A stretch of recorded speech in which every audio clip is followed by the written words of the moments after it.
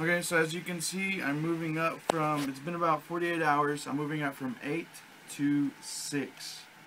So I've already got one plug out and I've got one taper coming in. I'm taking it really slow because it's kind of a larger gauge up. Every now and then I push it a little bit and let it stretch a little bit and give it time. Just make sure you're giving it enough time, that way you don't tear your ears, especially if you're going as fast as I am. Like I said, it's been about 48 hours, so I'm taking it really slow. Because here you can kind of get an idea of how big of a jump it is from 6 to 8.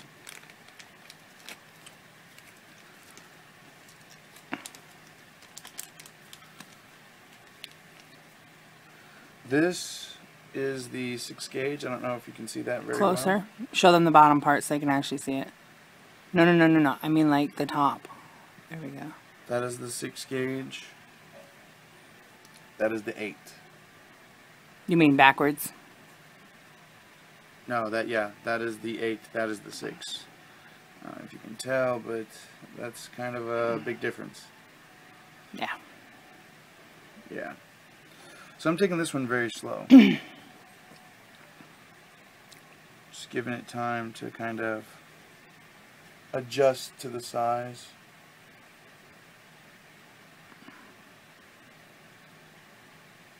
Does it hurt?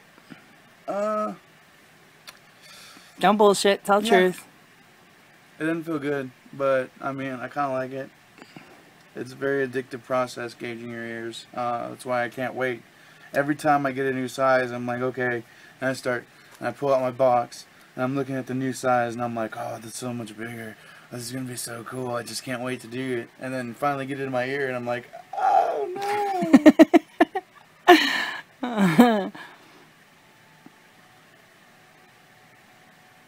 What would you tell anybody who wants to gauge their ears? Honestly, from experiencing it now. Can you handle pain? So, where everybody says that this is a completely painless process. If you do it 1 gauge a month, you go in and you do 14, wait a month. Then you do 12, wait a month. Then you do, so on and so forth every month. Then supposedly it's supposed to be a painless process.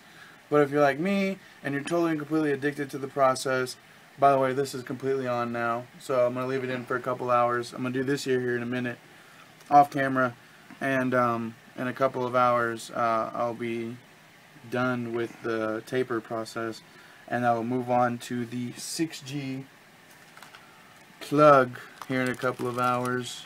Tunnel Plug. I don't see a difference. There we go. I mean, it's the same. They're the same thing. The only difference is you can see through one of them. It's an actual tunnel. Yeah. Here's the 6G tunnel. Closer. Here. If you can see it. Oh yeah, that's pretty big. Okay. But yeah. And tell them what your overall goal is. Show them your overall goal. My overall goal, this will be the first part of the process. And I might end up going bigger than this. It depends on by the time I get there.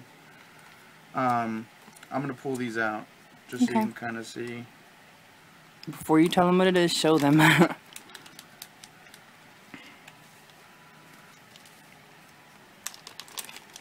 Pull both pieces out.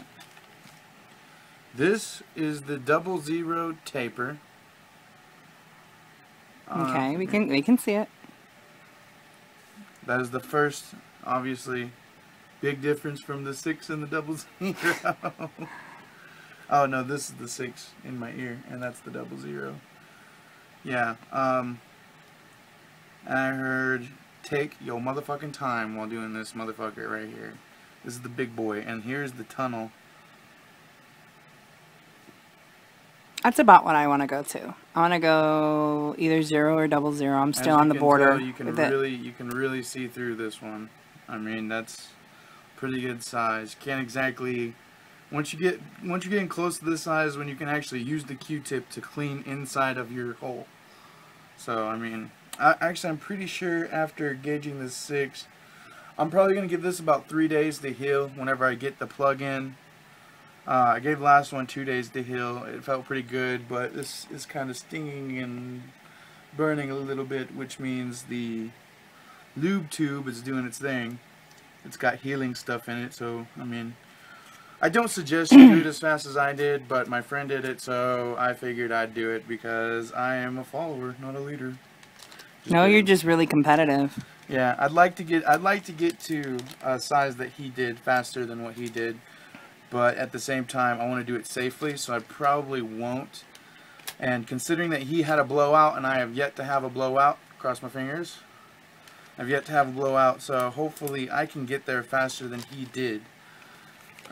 He's obviously going bigger than I want to go, so he will end up having a bigger gauge than me, but I will be at my goal size faster than he did.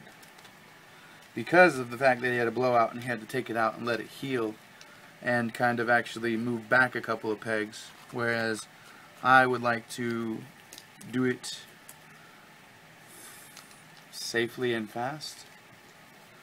So yeah, these are your sizes and stuff. So basically, stretching your ears is not for the faint of heart, is what you're saying. It is not for the faint of heart whatsoever. It is for people who enjoy not necessarily hurting themselves, but enjoy the pain that comes with modifying your body.